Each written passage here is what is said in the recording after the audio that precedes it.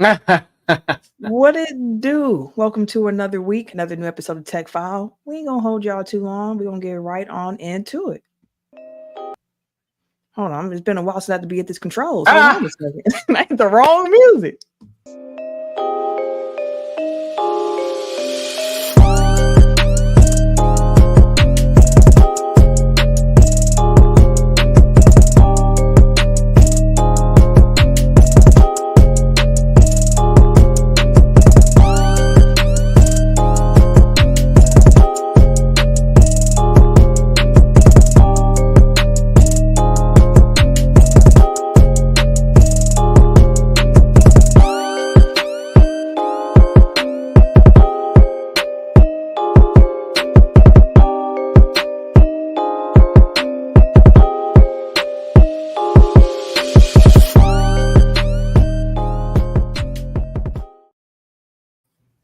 Welcome to episode 352 of Technical File, the sports podcast you never knew you needed.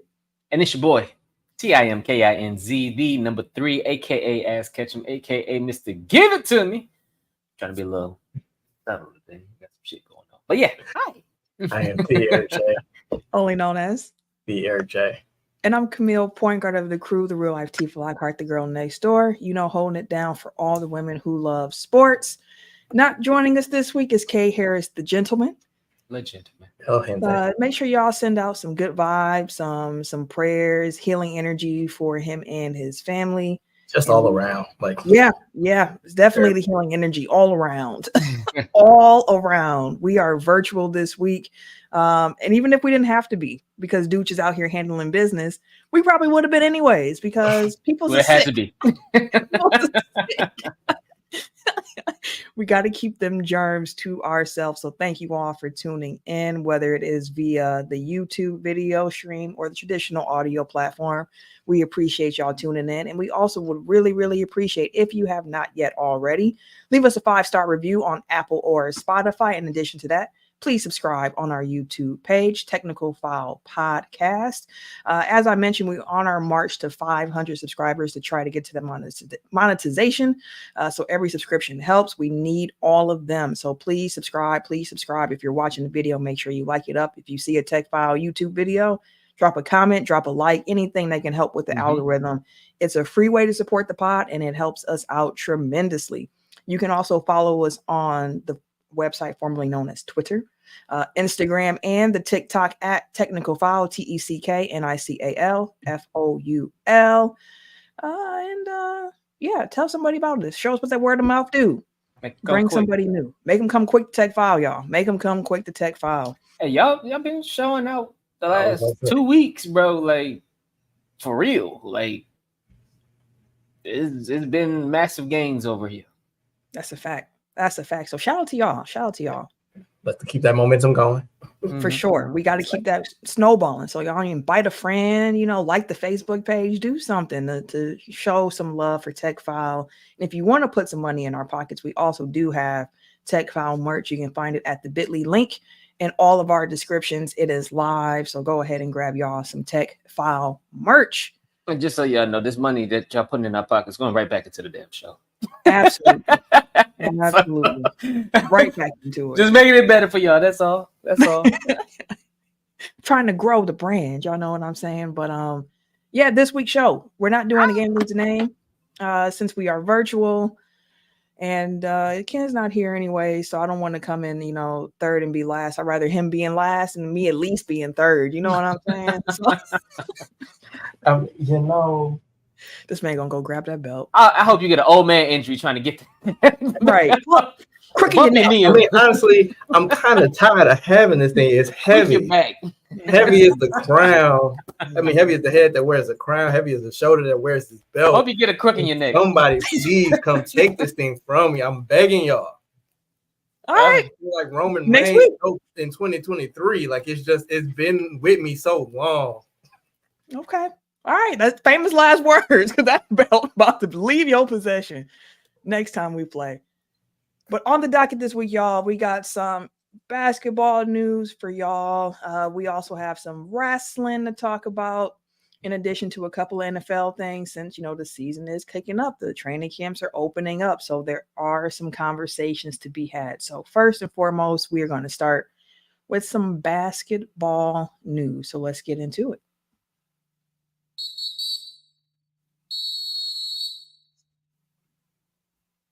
Tim or Eric. Oh, I see what douche be talking about. It just keep whistling and whistling. Okay. My bad, douche, for all the times I'm like, get the whistle under control. I understand. Ain't no fun when the rabbit got the gun. Right. Yeah. So we're entering the kind of dead period for the NBA. Although, as we'll get to later, we do have the Olympics kicking off soon, and the W recently had their All-Star weekend. But with that, it seems to come a little bit of reflection from the national podcast show, NBA Twitterati. And it seems like recently people have kind of like doubled back on the Bucks and like actually dug in and seen like, oh, like literally everything went wrong for that team last year. There may be valid reasons why, they flamed out in the first round. Bad coaching hire, made a substantial change to their team literally the day before training camp. Injuries abound. They didn't have their top two players for 70% of the first round matchup. Never really got going. Never had a good runway with all their top players playing a full minutes load for an extended period of time. Like, there's just a lot going on that contributed to what wound up being a lost season. Like, sometimes that just happens, and unfortunately it was the Bucks last year. So with that, it seems like people are kind of saying, don't sleep on the Bucks. Like, they've fortified their lineup. They have Dame this year for the offseason, like where he actually has a full offseason. He's not, taking it easy because he's scared of getting hurt before he gets traded. He's not, hopefully he's still going through a divorce. Hopefully his home life is a little bit more settled. They actually get a training camp. They get pre-training camp time to run with each other. I don't remember where I was going with that, but essentially it seems like people are kind of like saying, don't sleep on the Bucks. They may be the team to look out for in the East due to some of their summer moves and just another year of continuity with the core that, for the most part, is championship proven. Mm-hmm. So where are you guys on the Bucks status going into this season? Do you view them as a quote-unquote sleeping giant? And are they the team most likely to unseat the reigning champion Boston Celtics? Tim, I'm going to let you answer that first. Go ahead. It's funny that this is the topic of conversation because me and my cousin just had a back and forth over the weekend. Cousin Brian? No, my cousin AJ. AJ. So shout out to AJ. He showed me a great time in Houston.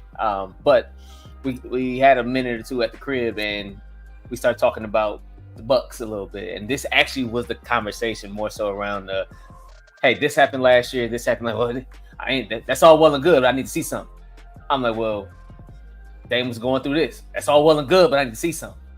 Well, I would take Dame for Drew every time. No, I wouldn't. In hindsight, you can say these things. In hindsight, you can say with what you would or wouldn't do. You can say this is just an excuse for the Bucks that they didn't succeed here, or that's just an excuse because of the coaching, or that's just an excuse because he was out of shape, or that's just an excuse. But all of this actually matters. Like, all of these things, though they may be little and though they may sound like just an excuse for that one player, but then this other player had an issue with injury. This other player had an issue with personal life. This other coach had player issues, chemistry issues. You're like, yeah, we ain't talking about that chemistry shit. No. That matters too. Like, you can make the splashy, the announcements, the player trades, the coaching changes, the whole nine. But if nobody is actually getting along, or there's no faith in the next person to do what they're doing, that truly matters too. So to answer your question, I do feel like, no, we're not a sleeping giant. Like, we've been here. but it's just a matter of, we ain't Snorlax. Like we not in the way, we ain't blocking the way, but we still big as hell. We still dangerous as shit when we, wake up. It's just a matter of if we can keep our team healthy, it's been our biggest issue. Yeah, like that's the biggest thing. So if we can do that, like I feel like everything else will kind of all the little excuses will kind of go by the wayside. Yeah, I see Triple T in the comments. He mentioned that I'm still taking Dame over Drew if we had to do the trade over, and I would too. Because again, part of the equation of the trade was the fact that when the Bucks generally got into the playoffs, the thing that stalled for the Bucks was their offense, especially in the half court.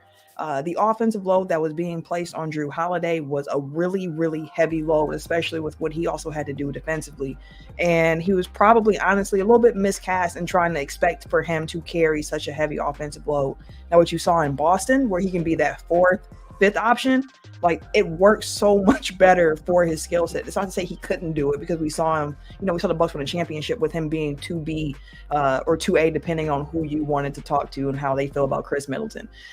So that's the general consensus of why this trade made a lot of sense. You want more offense, you go and get Dame Lillard.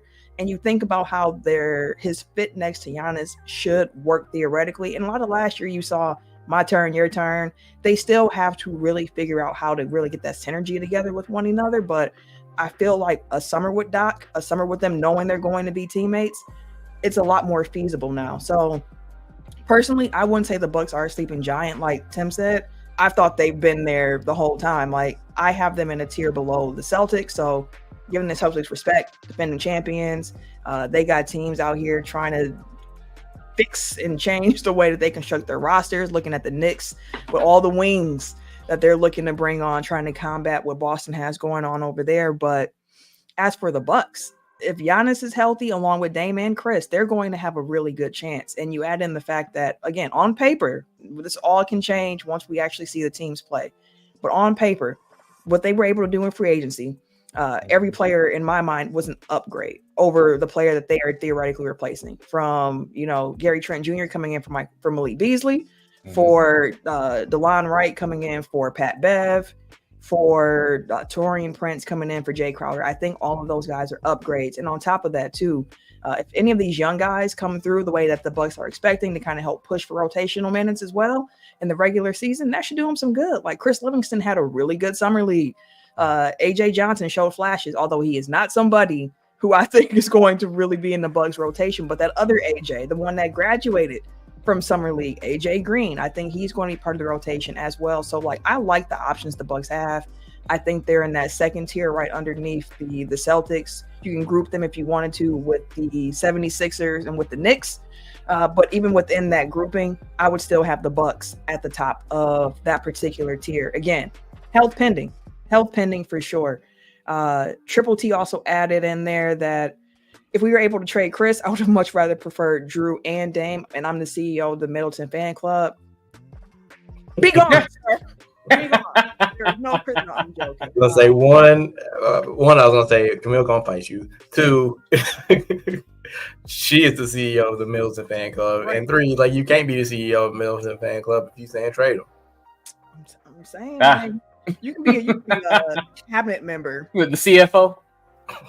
Cabinet member. You know what I'm saying? Is this middle management? That is AJ. 3 people on my we gonna see list: Doc, Chris, and Dame. He said. Yeah. Chris So the show. I was gonna say Chris. The only we gonna see is will he be healthy? Because it did come out this week that he had double ankle surgery. It doesn't seem like it was serious, but any surgery is cause for concern. So I at least agree in that narrow purview. But as far as when he's on the court, playoff Chris Middleton is unimpeachable as far as I'm concerned. They turned into Jordan, bro. That dude is crazy. But that was honestly his argument about Chris, is because we was talking about the ankles, and he was he had ankle surgery, bro. Either way it go, you having surgery. Shut up, Tim. No, having surgery is whether it's minor or major, it's still a big deal, no matter what. No, that's fair. I was yeah, I hear y'all, but did you see what the man did? Even though he needed surgery, with 2 bad ankles, yeah, 2 bad ankles, still going crazy. So Yeah, Dame, he was out of shape. He had the divorce stuff, so we gonna see. I mean, that's something that Dame himself said. Huh? I was saying that's something that Dame himself mentioned. Like he was like when they had the X interviews, he's like, I don't know if y'all understand how big of a difference it's going to be for me to be able to have an off season like where I can actually do my work. Yeah, and I think that people like too often just dismiss reasons for excuses. It's like nobody's saying excuse what happened last year. What happened last year happened last year. It's not, but there are reasons why that explain why that happened, and they're correctable reasons to a degree. So if those things get corrected, like they can still be the team that we thought they were when they made the trade. Yeah.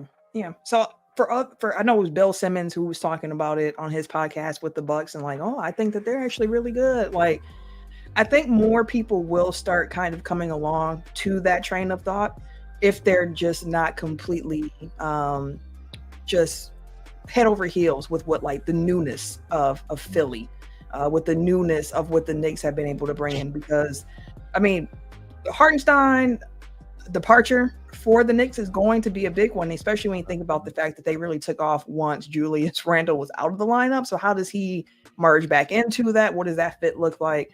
I don't know. It's going to be a fun chucking year. threes. That's what he gonna do. He be chucking. Like, damn, set his ass back down, bro. Get him up out of here. It's He'll going to be a mid-season trade target. That's gonna pop up. I can see it.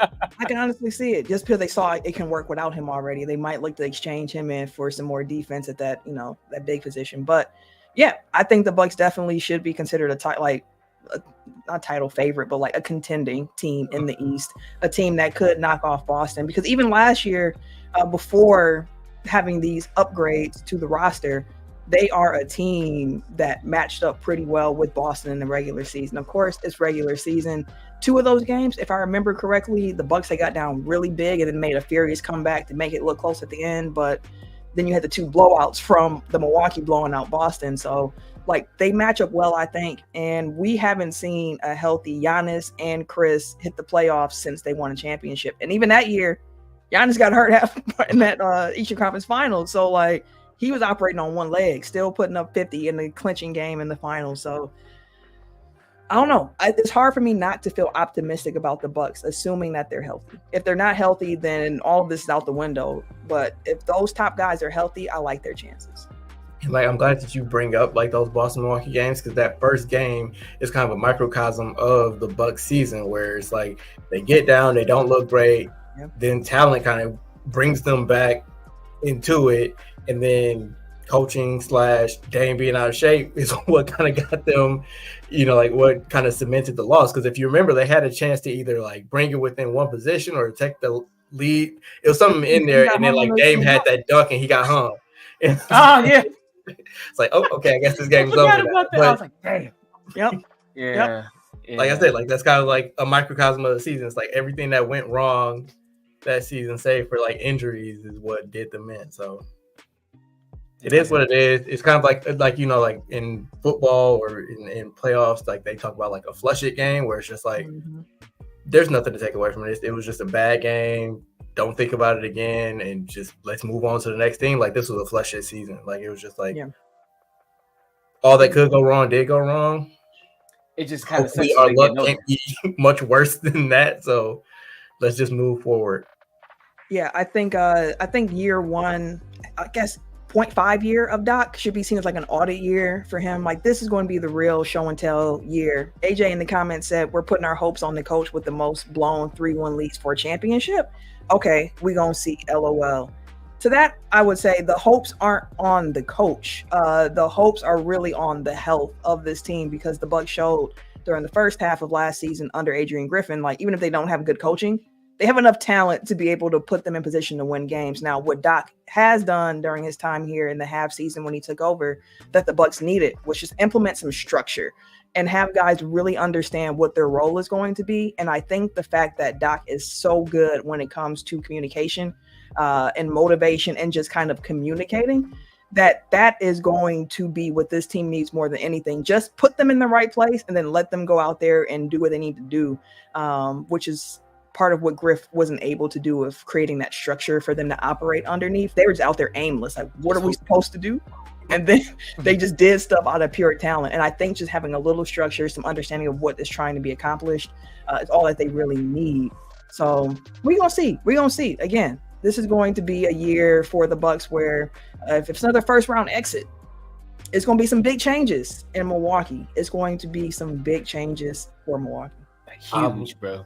Yeah, and I'm glad that you said that because the way that it's shaping up, honestly, like this might be a last dance type season for them, understanding that Brooke is a free agent after this year. Chris can opt out of his contract. I think Bobby has to be close to the end of his. Again, like it's kind of like shit or get off the pot. Like Doc just got here, but I'm sure his seat is always hot. Like Giannis is entering that window where it's like if you're gonna get like maximum value for him, like this is the time to trade him if that's what you're gonna do. I'm not saying like it's the Bucks decision, but I'm saying like if it's kind of like this is the time that both sides can look at it and be like, you know what, we had a great run. It's time to kind of. So it's like we either do this year or we not doing it, basically. So it's kind of like some teams like will crack under that pressure, and some be like, oh yeah, locked in, totally focused on like the task at hand. Shoot. Triple T added, I'm gonna need 08 Doc in the locker room. One thing that was interesting with JJ Redick's press conference when he was introduced as a head coach, which I know y'all like, what? How did we get here from there? He was asked, like, what did he learn from Doc? And we all know that JJ Redick has some feelings about Doc Rivers. So he was just asked, like, what have you taken from Doc? And he kind of paused and he was just like, you know, if I can bring anything to my coaching style from what Doc did, is like Doc is excellent at the communication piece of it and the motivation. Like he's able to find themes for your team for the season and really get guys to buy in and then move forward for like guys will run through a wall for Doc based on how he's able to frame things. So hopefully that comes through this year. He needs what was the saying for them Celtics, the Ubuntu or something. Like they need that in the locker room this year. Triple T also added as we wrap this conversation up, first round exit with a Philly squad equals Middleton being shipped out. I don't think it's just that simple. I think it's a complete blow up of this team as we know it. I don't think it's a Middleton only proposition at this point because Horst is probably gone because the owner is not going to want to keep playing this level of tax for a team that gets bounced from the first round 3 years ago. Like that can't happen. I can't imagine, bro. That's why they got it. Hey, listen, I'll be really curious to see through the regular season as well if you see these top three guys, Giannis, Dame, and Chris, just get more time off. They had a really good schedule with Chris, I think, with the like not playing the back-to-backs and just being careful with him. But I do wonder if we see that a little bit more with Giannis and Dame as well, just to kind of make sure that come playoff time, we're going to do everything in our power to make sure that they're healthy to go. So yeah, like for me, it's like the goal is home court advantage in the first round, like just top four. That's all I need. Whatever it takes to get to that point, like do the bare minimum. Essentially, like I want them to get reps together, but like if that means that we have to sacrifice some regular season wins because like you're resting all three of them on the second night of back to back, so be it. I'm with you on that one. I am with you on that one. So my basketball thing this week, I want to bring up the fact that I just got back from vacation. I was in Arizona. We were at the bar on Friday and we're just sitting there like, I wonder how much tickets cost for the WNBA All-Star game. Just looked it up real quick. I was like, oh, that's not bad. You can get in the door for like $80. Like for the All-Star game, that ain't bad at all. That's what I said. So we said, let's grab these tickets. So we went to the WNBA All-Star game this past weekend. What an experience. I'm wearing the shirt they gave out for free during the All-Star game, which was cold. It's a busy shirt. But the game itself, so competitive. And I think part of it, of course, was the format that the WNBA was using this year with Team WNBA versus Team USA to try to help the Olympic team get ready for competition. But Enrique Ugomboale, third quarter. Listen, they changed them jerseys. I was sitting in the stands and I was like, they didn't have these. Did they switch jerseys? Like they don't look like what I saw them wearing in the first half. Second half, I was there for sure. Sly actually texted me like, am I tripping? And I was like, no, brother, it's different jerseys. I had the same moment. But Enrique just exploded in the third quarter. Like the oohs, like she had the crowd literally going, ooh, ah, like it was crazy. The competition level was high. See, sliding comments down. I text you. You sure did, brother. He sure did. Competition level was high. They were double teaming Caitlin Clark. They were picking up full court. It was hard fouls in the game. And I was just like, this All-Star game, I didn't know what exactly to expect, but it was unlike what we saw the NBA players put together this past year. And I was just curious, did y'all watch the WNBA All-Star game? And if so, did you guys enjoy it? I watched highlights. I was busy. Yeah, I mean, you was on vacation too, so. Yeah, I was kicking. But no, I got a chance to see some of the highlights. No, it was because the main thing was I tuned in for a second when they was like, Riki's hot. And then it was like, oh, she scored 11 points. Oh, she scored 14. Oh, she scored 20. I'm like, what the fuck is going on here? I mean, she was like 5 of 8 from 3 that quarter. Then she put up like 27. I was like, and she had 21 in the third, if I remember correctly. Like it was like a display. Like she just started cooking. It was crazy, and I feel like some of that, like you said, like it was. Cause I think you text like y'all watching the game. I was like, from what I see from the box scores, it's a little. It looked like it's a tightly played game. And then, like I said, I checked that in for like a hot second or two, and the fact that I feel like some of this was, I'm gonna show y'all too.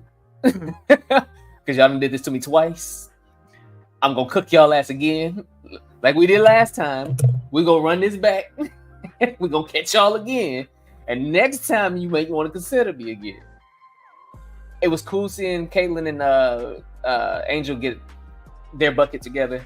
I was hoping for more. I was like, yeah, I'm sure. But like Caitlin, I mean, Caitlin was just trying to dime everybody up. The three was not falling for the girl, and every time she shot it, the arena was like they were waiting for it to drop so they could go crazy, and it just never dropped. But the passing, like, I mean, just some dimes, like just bounce past dimes, just feeding the bigs over and over and over.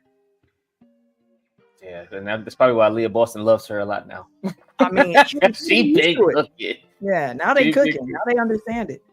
But Rikishi was the MVP. She had 34, which was a WNBA All-Star game record. Like cooking, and I was in the audience hollering out every time, like 4-1-4, Middletown, Milwaukee. I wanted that was a good display. I know your dad, but he wouldn't yell that one out. But yeah, no, it was. Like I said, from what I've seen, it was really good. Like it looked fun. It looked like it was. You can be competitive in an All-Star game and still have fun. Like I don't know if that'll ever translate over back to the NBA. I doubt it. I don't think so. I think the NBA players are too far gone, and they already have accepted. Like when we get here, half speed, some oohs and ahs, some flashy stuff, and that's that. But the WNBA team, I think, again, in large part, they're getting ready for the Olympics. So right. Like, they would need something like that. Yeah, they were trying to really hoop. I mean, if you look at the scores of previous WNBA All-Star games too, even outside of this particular format, the scores are pretty close. There's a couple years where it was like, 10, 15 point differences, but for the most part, the scores tend to be pretty close.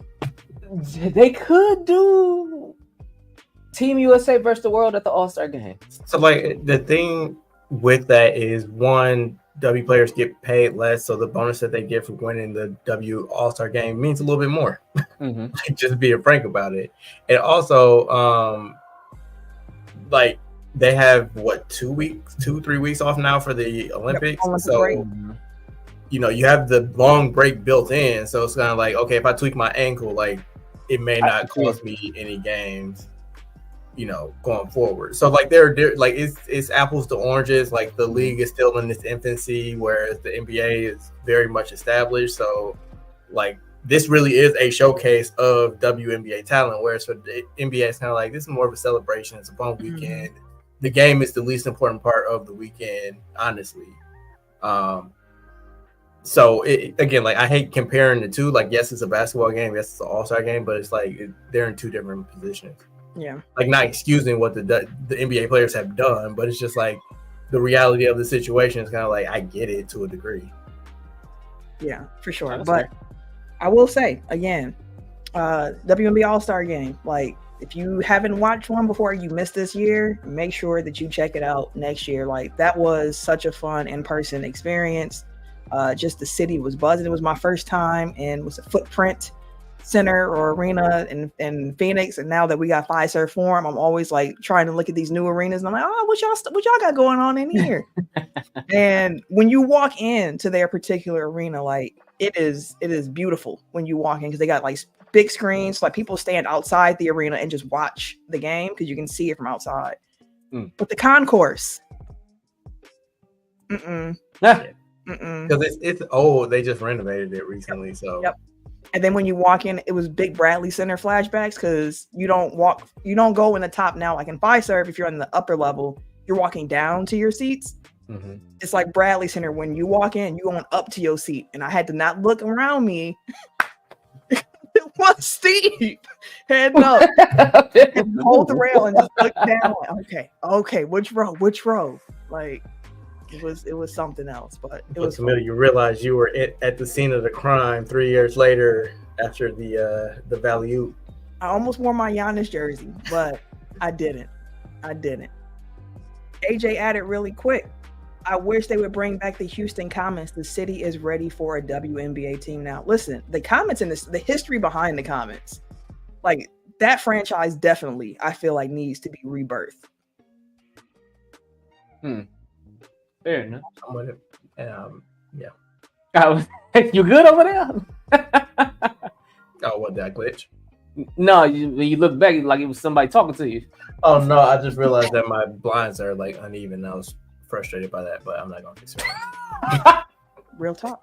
No, we're showing your basketball thing this week. All right. So for me, we spoke about it for a hot second, but the Team USA basketball, just in general. I had it more so for the men, but the women played as well today. I believe that was today, right? Mm-hmm. And it was a blowout for them. So it was like 84 to 58 or something like that, like shellacking. But with the men, it's been more so a lot of closer games, a lot of tight games. And LeBron James, King James have been there to save the day at 40 years old, which it's kind of been interesting to see. But at the same time, it's like, why the hell y'all like, we should never have to rely on LeBron still saving us to this day. But it's for him, it's good to see, because it's still like, I'm still him, bro. I'm still gonna forever be him. And until I move around, I am that guy. And I fuck with it, because it's like he enjoying his time with some of the players that he hasn't played with, like Steph's and Anthony Edwards. Like, he look like he enjoying his time playing with LeBron. So it's like it's been pretty cool to see King James kind of go through that. But what are your expectations for our men's and women's basketball teams? Gold. That's the only expectation. Gold. Nothing else will do. Gold. Like, truly. Nigga. No, I get it. All in my watch. No, I get it. Like, women, I feel like they'll probably float through it, but the men, like. So the thing with the men, right, is people are like, oh, the dream team never would have almost lost to South Sudan, or it's like it's a totally different game these days. Like, worldwide. I get that that's a strawberry argument, but I've seen it so frequently. I just want to address it here while I have my platform. It's not the same because of the dream team. Like, basketball is a global sport now, and these teams are a hell of a lot better than the ones that the dream team ran through, 30 years ago. Like, it's not a comparison, and it does a disservice to the dream team to even make that comparison, because like, if they were playing against a Germany or France or Serbia or whoever, it's like, yeah, they would have some trouble, like not trouble, but like they would have competition. It would be games. Like, they didn't play against Jokic or Jokic level player back then. They didn't play against the Giannis. They didn't play against a team full of NBA caliber players like Germany puts out or like France puts out. Like they didn't play Wemby, they didn't play Gobert. Like they have fringe NBA players at best, plus like Drazen Petrovic and like Detlef Schrempf. Like those are the level of players that you were playing against in '92. Which no shade to them, it's just like because of the popularity of the Dream Team, the world has gotten a lot better. And that's not to say that Team USA has gotten worse. It's just like they have more comp now. Yeah. And that's super fair. That's super fair because I was talking earlier and it said something like the Dream Team played against like 13 NBA players throughout their run in the Olympics, and like this year's Olympic team is going to play like 60 plus different NBA. Yeah, it's one team got 13. Shit. Like I mean, like the game has grown so much from them. Like this isn't the same as it was in '92, where you're going to see opposing teams taking pictures of the USA team. Like it's going to be teams that have a lot of NBA talent on. They're ready to come for it, and they're trying to really hoop. So I said Eric saying the Dream Team was playing plumbers. I wouldn't say plumbers, but like that's pretty goddamn close to the Mario Brothers. Bro, don't do that. Just respect them. No. Don't call your fool ass. You're damn near. Damn near. The game is more popular than ever. It is an international game more than it ever has been in every single 4 years. When we have the Olympics, the competition level for Team USA is going to be greater because more and more people are coming to the game. So like, it is what it is, but yet and still, all of that said, I still expect the USA to come back with a gold. I don't care what the comp look like. Y'all better come back with a gold because look at this roster. The Team USA is throwing out gold. Yeah, no, that's my expectation as well. Like, am I interested in a couple tight games along the way? Yeah, you know me. I need the stress. I need the like the South Sudan game and even the Germany game was like, okay, you cats got like 2 minutes to make some shit happen. Like, what the fuck y'all finna do? So like you saying that kind of brings up something for me. Like we're all saying like gold is the expectation. Is the expectation still like undefeated through the Olympics? Just gold. I know that's what I'm saying. Like I think that in years past it's kind of been like, if there's a single loss, it's like, oh my God, I'm freaking out. But like now I feel like the world has caught up to a degree where it's like they may stumble a little bit in group play or, but not stumble, but like there may be in group play where it's like, it's not just the USA runs through the field, but I do think that they're still the overwhelming favorite. Didn't they lose a game during the last Olympics? During group play? Actually, no, I think that they won all of them. They lost like their lead-up games. The lead-up, okay. I was like, I remember them losing. It was before like Drew and Chris and Booker got there. Okay. I was like, I remember them losing at some point, but yeah, I think it's gold for Team USA, and that all kicks off this weekend. Like the Olympics are here. They are here. I'm very, very excited to watch Team USA and Team Greece because I want to see Giannis. We ain't seen him hooping a while now. I will say in that qualifying tournament, he was clear. I mean, like he was clearly the best player on the court, and he put Greece on his back. Like he has a point to prove, and I love that for him. I would love to see Team USA play Team Greece. They're gonna have to make it out of group play for that to happen. No, but I got it's one of those like who his first game is against though. Who was Canada? U.S. or Greece? No, Greece. Canada is Saturday. Ooh, shit! That's what I said. Ooh, that's a tough one to start. I have to check that motherfucker out. That's gonna be a good ass game. Then there's USA Serbia on Sunday. That's gonna be another good ass game. Yep. So is Thanasis playing for Greece or no? Because he's been on the sideline a lot. Towards Achilles. Oh shit! You knew that. I didn't know did. I know. You knew. We talked about it when it happened. Mm-hmm. That's why he's not on the roster anymore. Damn. I seen him on the sideline. I was like, why Thanasis ain't playing? I forgot. Achilles. I thought Costas, because he was on the sideline too, but he had injured himself during the qualifying tournaments for Greece. But it should be fun. One more NBA thing to throw at y'all, because I did remember that this happened. I just want to get y'all opinion on it. Russell Westbrook to Denver Nuggets. How are y'all feeling about that move? You said right? It's interesting. He said It's weird. a weird fit. Like it's not like a bad or good. And the thing that I always try to remember is like these names are names, but they're not necessarily the games anymore. So like I don't want to make it bigger than it is. It's like he's a backup point guard and maybe the fifth starter. So like it's not make or break for them, but it'll just be weird. Like watching him and Jokic kind of play off each other. But apparently like they both were like, we want, like Jokic was like, go give me Westbrook. Westbrook was like, I want to go to Denver. So yeah, that was the piece of it that was most interesting to me, of like them wanting to play with each other. And I was like, I wonder what they gonna cook up. Like I wonder Jokic lobs to Westbrook could be fired. He still got that athleticism. And if you remember, like during the playoffs when they ran into trouble against Minnesota, I was like, I didn't realize like how little ball handling they have. Like they had Jamal and they had Reggie Jackson and like Jokic kind of like dribble handoff stuff. But like they didn't have much in the way of like self-creation. So if that's one thing that Russell Westbrook is going to be able to do until he retires, is create his own damn shot. So, like from that standpoint, he definitely gives them an element that they were missing the last couple of years. But again, it's like what is Russell Westbrook at this stage in his career? I'm not sure.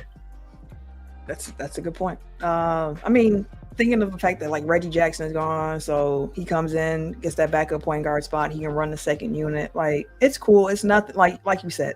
The name is bigger than the game at this point when it comes to Westbrook. But I do think that he could still be valuable in the right situation. It's like I saw somebody wearing a Washington Wizards Westbrook jersey, and I was like, I completely forgot he was in like out of my mind that he ever played in Washington. Also, what a weird Westbrook jersey to have for something. Yeah, I mean, shit, he may have been a Washington fan. Like, hey, we got one right now. Man had on a Washington Westbrook jersey, and I was just like, but yeah, I'm curious to see the fit in Denver for him as well. But hey, listen, at least he found a landing spot where he's going to get a chance to play. So I know that's really important to Russ. So I wish him the best in Denver. For sure. Let's get into wrestling. Oh, you have one more thing? No. I was just gonna say, like, go look at the names that are still on the market. Like, there's still some good-ish players that don't have a landing spot. So it'd be interesting to see like who has to settle for a minimum. Like Gary Trent obviously already did, but like there are other guys that are gonna be like, damn, they got him on a minimum that's coming down. So just be on the lookout for that. And speaking of Gary Trent Jr., one last thing. Shout out to Doc Rivers, because apparently he put on his recruiting hat and he was out in Miami trying his hardest to get Gary. Where your daddy at? Go get your daddy real quick. That's my boy. Where he at? Bring Junior Watch here. What you doing here? No. Where your daddy first? Let's hey, my boy. Hey. What's up with your son? Can you get your son in Milwaukee? I heard Dame called him too. Like, can you get him here? So shout out to Doc and for Dame for the recruiting efforts that they put on to get Gary Trent Jr. to sign in Milwaukee for a minimum. All right. Wrestling. Eric, why don't you kick us off? All right. So Rikishi has a podcast, apparently. So he had a clip somewhat go viral where he complained about the booking of Jey Uso. He was saying like the writers aren't giving him good storylines, that, you know, like the Yeet is over as hell, and, you know, like he needs a championship run, he needs to do this, he needs to do that. He specifically complained about the fact that they put him in a storyline with Rhea Ripley where he is apparently chasing her, trying to get her number, trying to yeet, whatever. He had a quote that said, what is he trying to do? What are they trying to do? Break up his marriage? So my question is, do you think this is the best current use of Jey Uso? And where do you see this Dom, Rhea, Liv, love triangle, love square apparently now? Like, where do you see the storyline going as we head into SummerSlam? Love square is hilarious, by the way. I've never heard of love square. But I'm a fan of love triangles, like one of the early wrestling storylines that like really. You hear that, man? You said what? So did the mayor hear that? In wrestling, I love the story in wrestling, because one of the ones that really got me like hyped about wrestling was the love triangle with Triple H, Stephanie, and Kurt Angle.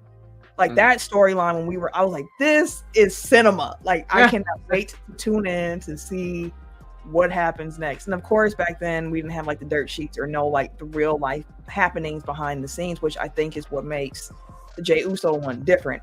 Even with Rhea, because we know she's married. Yeah, just got married.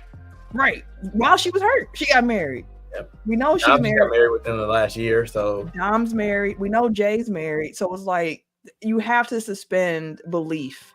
They're acting now. I mean, it's also wrestling. So like you're suspending belief already when you tune in. So for me, I think that Jey coming in the scene is interesting.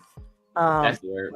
I don't think that he needs to be like the main. Like the main story is still Rhea, Dom, and Liv. He's just kind of like a little extra sprinkle on the side. Like you said, interesting is the word that I would use, because when he came into the picture, I'm like, okay, kind of curious where we're gonna go with this one, but it keeps him involved into one of the hottest storylines that's currently going on right now. So it allows him to walk in, yeet, and then walk out there. Everybody like, okay, there we go. We're gonna yeet on that motherfucker. Let him do his interest and shit like that. He's paired up with Sami Zayn, who's in another really hot storyline right now. So what I feel like, I don't necessarily agree too much with what Rikishi said. I feel like the trying to break up his marriage thing is kind of over the top. Over the top to try to prove a point that he's not being used correctly. But I also feel like they're keeping him in a position to where he's constantly on screen. He's constantly being seen. When Wyatt Six showed up, he ain't had shit to do with them outside that he was one of the wrestlers in the ring when they showed up. But yet they allowed him to continue to mention them and hit the Fireflies to keep him a part of that scene. Transition him from there. Okay, you got the Rhea Dom thing. Let me go ahead and throw Jey over there, keep him hot, keep him relevant in one of the hottest storylines currently going on. Okay, cool. You just got Sami Zayn, who's his buddy. He got a hot storyline going on. Let's slide him over here real quick. So he's involved in 3, in essence, different storylines at the moment, where he is being seen and shown across the entire show, on top of his own interests and matches. So I don't necessarily feel like he's being misused.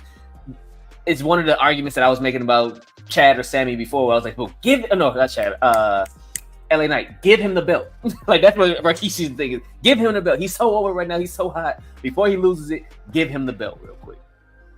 It doesn't have to be the number 1. He could get a mid-card belt, sure, but I don't know if him and the Intercontinental Championship goes together right now. You know what I mean? Like, I don't know if him and the United States... what the fuck is that? Oh, no, Logan Paul got it still. But that's on SmackDown. You know what I mean? Like, unless y'all plan on saying, fuck this draft again. Y'all need to go ahead and put him in the middle. Sam threw me up. I wasn't expecting you. What's up, girl? What's up, bestie? She said Rikishi got a lot of nerve when he's known for his ass as a gimmick. I mean, yeah, she's like that man Ice Spice. Damn. I mean, I think that it's the perfect use for him at the moment, because like you're heading into a big show, all the top spots are kind of already spoken for, like, and it's not like they're not earned. Like, it's not like there's anybody where it's like, oh no, get him out of there. We got to put Jey in that spot. It's like, no, like Gunther won King of the Ring a long time ago. You could say like Priest, but like Priest is they've succeeded in turning him face. So it's like that's set. Like, we're good there. The Seth and Punk and Drew, like, there's no need for Jey there. Was it the IC title? So that's Braun Breaker. Like, you don't want to feed him the Braun Breaker. No. Theoretically. So it's like, where's his spot? And it's like you guys have said, like, that's probably one of the hottest things going in wrestling right now. It's just like, he doesn't need to be a focal point. Like, right. They're keeping him popular. What I'm assuming is like whenever whenever Roman comes back, like, they're gonna really kickstart the Bloodline stuff. So they're just kind of keeping him relevant and off to the side before he gets I'm assuming before he gets the shine of like the big Bloodline story, because that the Civil War has to be coming. Like Oh, I can't wait. It's got to be. it has to involve both Usos. It has to involve Roman. It has probably involve Sammy. Like so, like you have to keep them in a good spot. But it's like that's where he slots in at the moment, and that's no slight. It's not like they putting him with Karrion Kross, because I feel like that's just the vortex. Every time I see Authors Pain, I'm like, get him out of here. Yeah, and he doesn't have to really do much to still stay relevant to the storylines, and like it gave a reason to have a Judgment Day versus Sammy and Jey match to close out Raw. So it's like he's in a good spot. And like he's not losing momentum at all. And like I said, when Tim and others were like, give LA Knight the belt, it's like you don't have to have the belt to be an important player on these television shows. Like it's fine if it's just, you got 3 different segments where you're doing different stuff and people are enjoying seeing you on TV, and then you got a fire ass entrance. I appreciate y'all for setting me up so beautifully for what I wanted to talk about this week in the world of pro wrestling. And it's a question that me and the Mister have been debating in our household, which is a very simple question. Who gets a major singles title first? Jey Uso or LA Knight? And I'm going to include Intercontinental Championship as a major singles title, in addition to, of course, the undisputed WWE Championship and then the World Heavyweight Championship belt. So, Jey Uso, LA Knight, who gets it first? Does the U.S. title count? No, I'm not counting U.S. title. I was gonna say like that's gonna happen in like 2 weeks. Right? No, I'm not counting that one. That feels more of like a mid-card belt to me. Intercontinental, I'm going to elevate. Like upper mid. Yeah. So, like, who gets a first major singles title between those two? Because the path forward for both, it's like both guys are hot. Like they have a lot of crowd support behind them. But it's like looking at the storylines of what's happening elsewhere. It's like, when do they elevate into that next picture? Because both of them have had title shots. Like they've been in title matches in the past year or so. So like, right. So it's like who actually gets to that spot first? I want to say Jey, but LA Knight has been really just biding his time. Like they've really been like, we know you hot. We gonna see how long you maintain this heat. It's been at least a year and a half now, and it's like, okay, like you said before, like I was like, felt shit. He probably ain't gonna be this hot no more. Give him the belt, and he stayed hot. And I won't say it's still as hot as it was then, but he stayed hot, and he's still pretty over. Jey is crazy over, and it's one of those like, they don't necessarily reward you just because you're crazy over. They reward you because you've been able to maintain your over, which is going to make me lean towards LA Knight first. Like one, I quibble with the IC and the US being in different spots. Like I think it's the same thing on different shows. Like I think, well then take IC out then. Just the World Heavyweight shot. Yeah, just if it's the world titles, whoever's on Raw feels like a cop out. But like it's really, it's like I feel like the SmackDown, well, Cody's belt is going to be spoken for a while. We know who's going to be the main players there, and I don't see either one of them cracking that stratosphere, because it's like either Roman or Rock is probably going to be like the next credible person. That, I mean, maybe it's Solo, but that's part of like the Rock Roman storyline. So I think that's where that title is going, where it's like Seth, I always call it Seth's belt, even though it's not anymore. But Seth's belt, like I feel like that's the more attainable world championship. So whoever's on that show, which right now is Jey Uso, so Jey, for that reason alone. Yeah, I'm leaning towards Jey as well, but it's because I do think that LA Knight at SummerSlam is going to win the US title. So actually maybe that is his first stepping stone. Like he gets to have that belt for a while. He gets to have his run. And once he drops that, he gets elevated again. So like maybe it is LA Knight. It's such a hard, that's why I wanted to ask you guys. Cause like I keep going back and forth. Like one day I'm like, yeah, it's going to be LA Knight. And I'm like, no, it's going to be Jey. It's main event. Jey Uso. It's in the name. Like it's part of the name. Like it has to come to fruition.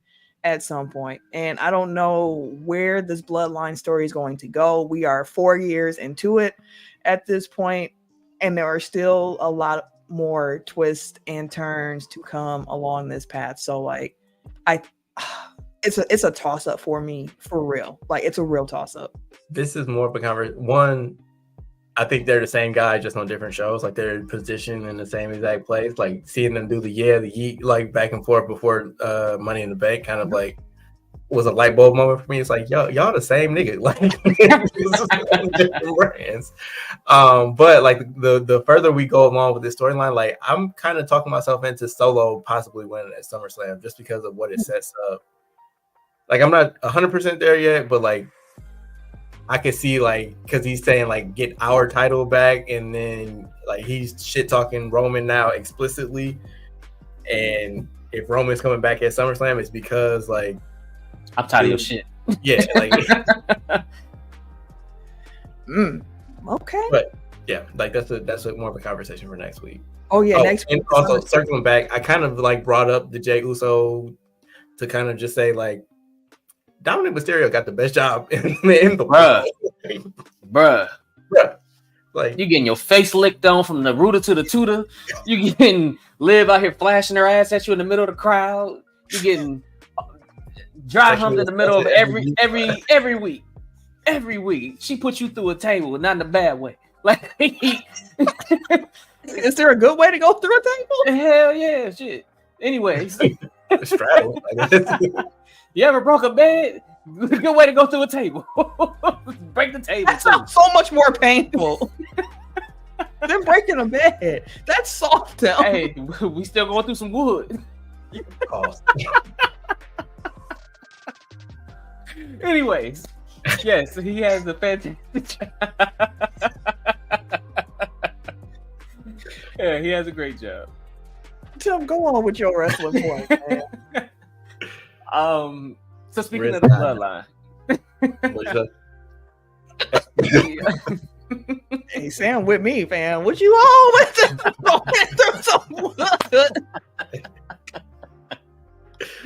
But speaking of the bloodline, they signed.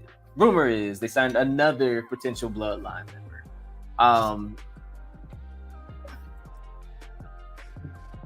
It's a lot of these motherfuckers, bro. Like. It's a lot. I know they got a big ass family, but damn. I want to say Hikuleo. I don't know. Is Hikuleo? Hikuleo? We don't know his name for sure. They ain't said it out. I don't know. It's another Tongan. Let's put it. But he's the half brother of Tama Tonga and the adopted brother of Tonga Loa. So he has some blood there too. My question is, if he is joining Solo, is this the setup for Roman Reigns to like, look, this is why I'm tribal chief. I'm gonna knock down you, and you, all of y'all at the same damn time. This is me. Or is Solo's army getting just a little bit too big to overcome? Like a problem with like the NWO phase where you just let everybody into the NWO and then after or the Bullet Club where like they adding so many. It's like eventually. So what I think that they realized is that Tonga Loa not him. So it's kind of like we need another actual wrestler in here because if you notice, like he has not been in any matches. He barely gets physical. Even when he does, he kind of fucks it up. So it's like we kind of need another dude to kind of sit here and come in and take pins, essentially. So I think it's just like they just need another actual wrestling body. And dude is big as hell. I think he like 6'6", 6'8", somewhere around there. Really? Yeah, that's a big motherfucker. So like it just gives him a little bit of a different element. Like I don't think that we've reached the saturation point yet with Bloodline members, just because at the OG Bloodline's biggest, like they had the Usos, they had Solo, they had Sammy, obviously they had Roman, they had Paul. So it's like we're used to like that being a big faction. Mm-hmm. So if they're trying to do like kind of like a 1-for-1 remake, like if Tonga Loa is kind of like your wise man that doesn't really fight, you still need like wasn't that Jacob Fatu is your enforcer. Yeah. Obviously Solo is now Roman. You need a tag team partner for Tama Tonga. Yeah. So again, like if that's what they're doing, like it makes sense. Yeah, I would agree with that. And two, it's all about when they bring him in. Like if he came and was here next week, I'll be like, okay, like But y'all had motherfuckers. You know what I mean? But like it depends on when they bring him in to the storyline as well. Because I mean, Jacob Fatu was signed for quite some time before he actually debuted into the storyline on TV. And let me also just quickly say, Jacob Fatu has become my favorite in the whole bloodline. Like he's dangerous. That man can move. Yeah. He gives me the Umaga vibes. A bit. Yeah. Like just the wild, crazy, but still real precise and cerebral with it. And like he gonna be a problem. Like they gonna let him. I feel like he's gonna be that next one that they gonna really let become an issue and like really challenge some shit that he might be the one to take Solo out. Who knows? He does some things at his size where I'm like, I didn't think that was going to be possible. It's like when I first saw like Kevin Owens wrestle in NXT, where I'm like, you moving, and I did not expect for you y'all flipping to be flipping and flying the way that you are. Like I could have sworn she said 300 pounds when you was on the way out here. You flipping? Running flips? You forward flips? You ain't doing a backflip off. Are you forward flipping on feet? Like, Okay. Talent. Okay. Like obviously we still have a little bit of ways to go, but I want to commend them for getting Solo and the new bloodline to this point already. Like, you know, I know that people have complained about it, and like at first there was kind of like a reaction to like, oh, Solo just lost for like 6 months straight. I can't take him seriously, but it's like they've done a really, really good job of establishing this new thing as something somewhat different, but still tied into the long-term story that they've been telling. And like I think that it's kind of breathed new life into all of it, and I could see this going another 4 years somehow. Like it seemed like we were done at WrestleMania. It's like, nope, just reloading. We don't die, we multiply. Literally. And just to put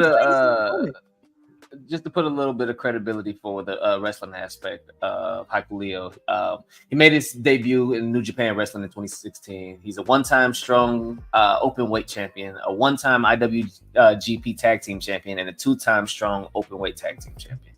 So it's not like he hasn't held gold at New Japan Wrestling. It's just most of the bloodline, the new bloodline was over in New Japan. Yep. Because we just talking now. So when Roman makes his return, do you just hit his music, or do you have ladies and gentlemen? Like what's the bigger what's the bigger oh Solo, you done fucked up now? Like what's gonna make people really explode? Ooh. I mean, I think there's definitely a pop from the music alone once you hear, because of how it starts. So it's going to be a pop. But if you hear Paul Heyman's voice after he's been gone, put through a table last time we seen him in a bad way, and you just hear, because you know he gonna come out there by himself. So like if you hear ladies and gentlemen, it's gonna be like, yo, like, oh, he's really back now. Yeah. I think Paul should be the one to do it. I think Paul's the bigger pop. That's crazy. I can't wait. Okay. You know who else can't wait? That's Jordan Love. He can't wait to get his money. He can't wait so much to the point where he ain't practicing. So as I mentioned to start the show, we have NFL training camps kicking off. And for the Packers, what was the hope was that, you know, by the time that training camp rolled around, Jordan Love would have a brand new contract, and he would keep it moving and so on and so forth. But training camp arrived. There is no Jordan Love contract. And I hope, my fingers are crossed, that the tech file jinx works. Normally we talk about something not happening, or we're waiting for something to happen, and then we finish the episode and then it happens. I would love that. So Jordan Love is holding in right now. He is at practice. He's attending all of the meetings. The only thing that he is not currently doing is actually getting on the practice field itself and playing. Do you guys have any concerns with the current Jordan Love contract situation, or are you in the mindset of like, both sides are operating in good faith, it's going to get done, I'm not worried about it? I've learned from the Giannis stuff, it's kind of like if all parties involved aren't worried, I'm not worried. Like it seems like everybody's kind of like, oh, it's gonna get done. So I have faith that it will. Like usually it's the outside noise when people just, oh, Jordan Love isn't practicing, or like, oh, Giannis only has a year left on his deal. Like it'll be the outside noise, but it's like you never hear like people like closest to the team that actually have, you know, relationships with the front office, with the agent, with the player, whoever. It's like if they're not freaking out, I'm not gonna freak out. Mm-hmm. Yeah, I'm kind of there with you. Yeah. It's I just don't want to call Gutekunst Daryl Morey. Everybody been talking about we trying to get this done before camp, and he's a liar at this point because it should have been done before camp started. Y'all been talking all goddamn summer. Oh yeah, we're gonna get it done before camp. Hey, camp's here. Hey, oh shit. Oh, I mean, it's gonna happen. I mean, we heard too from the Packers, like, oh yeah, we want Aaron Jones, and Aaron Jones is gonna be a Packer, and then he wasn't. So like, sometimes things happen, but I don't think it's that situation with Jordan Love. Now, if we come back next week to do the show, and there is still no contract, I'm gonna be like, I'm starting to kind of raise a couple eyebrows because everybody's saying it's close. If it's close, I don't think it should go another week or so.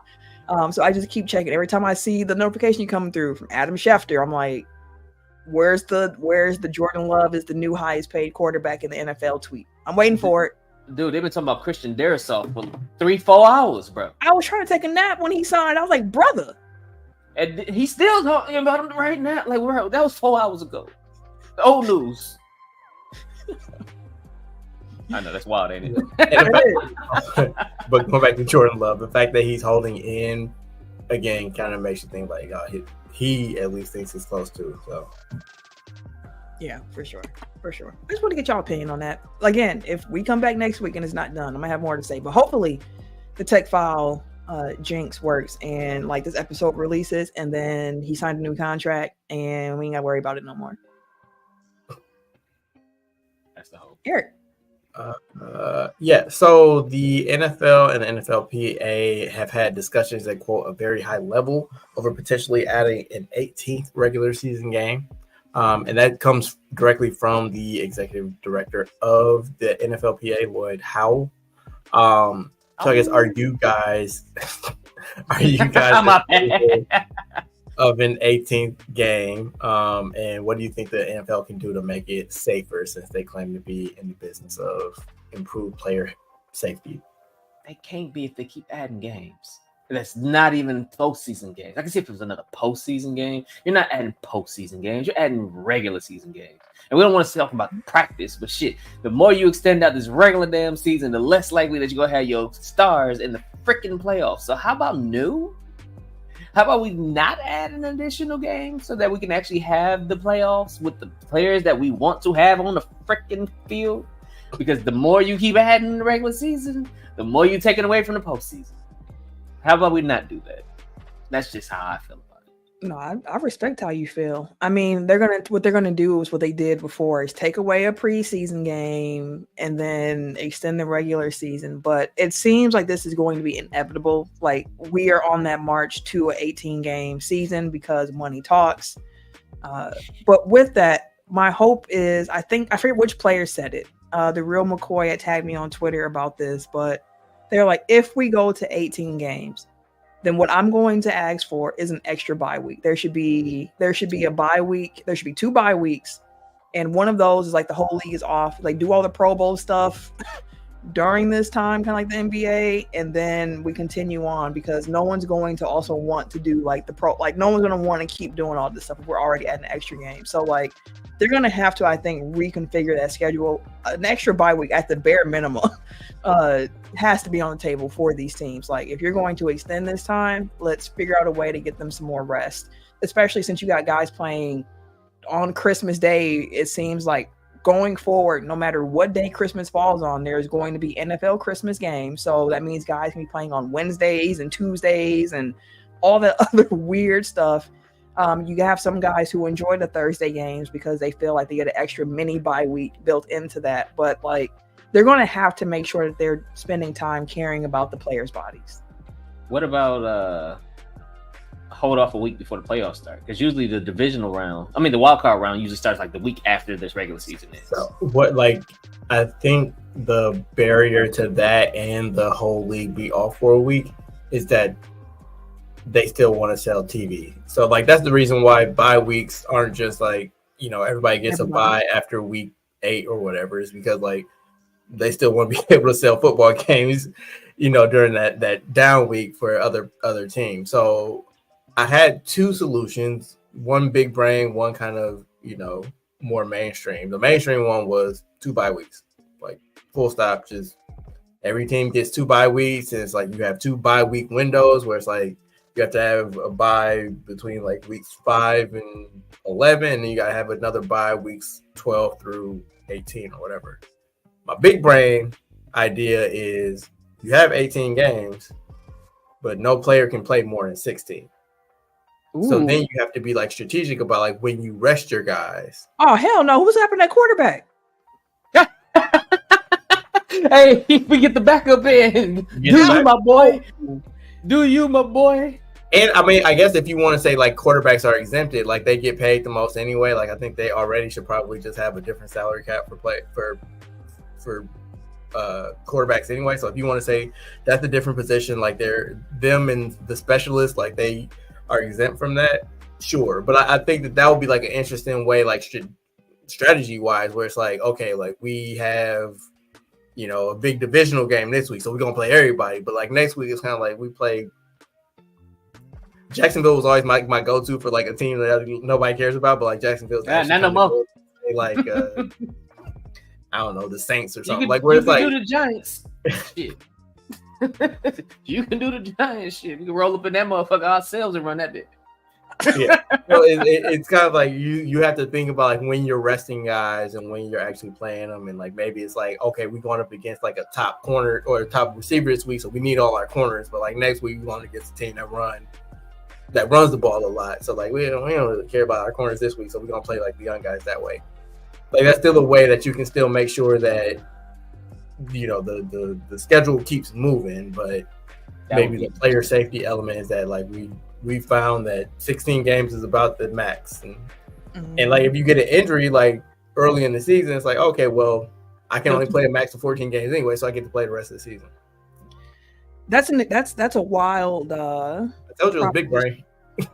That's a wild one. And I thought about the quarterback. I'm like, nah. That's all-time quarterback. What you talking about? This ain't the Norman Bowl.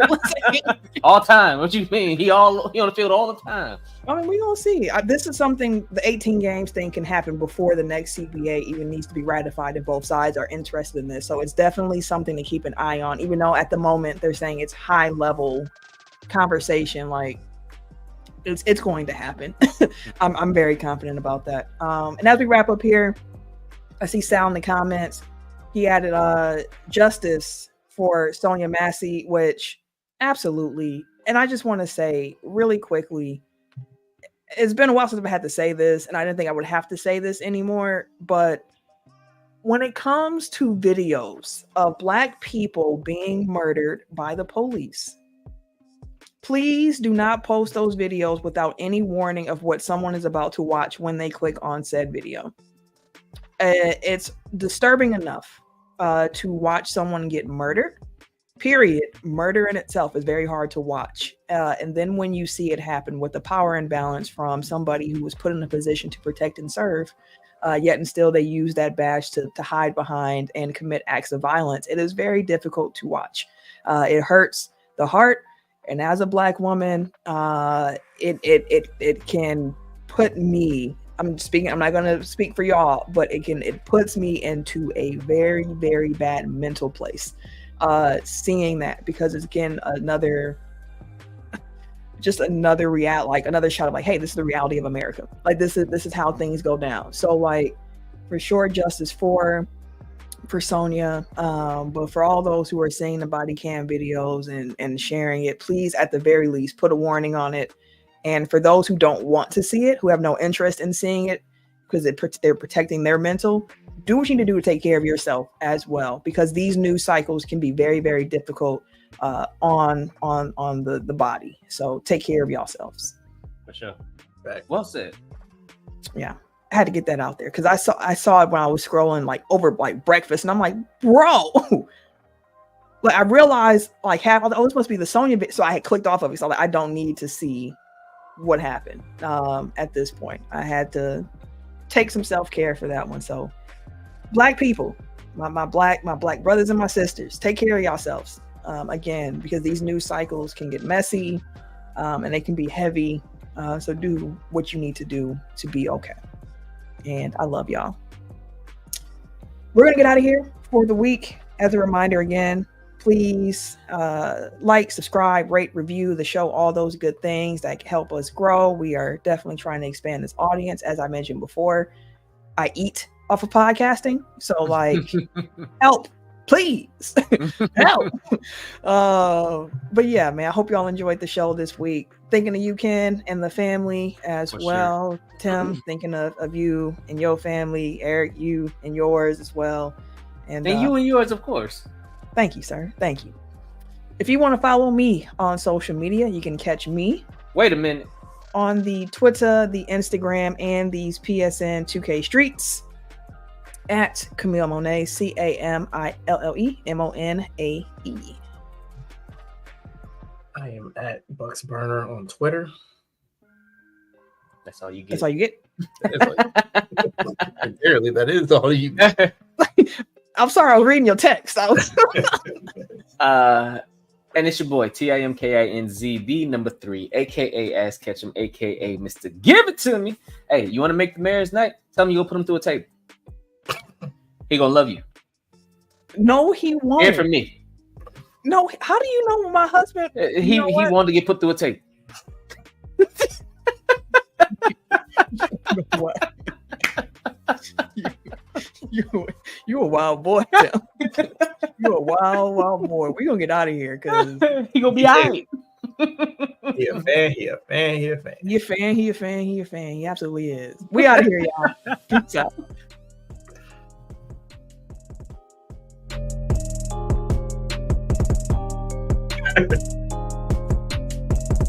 Stop it, Sly. I see your comment.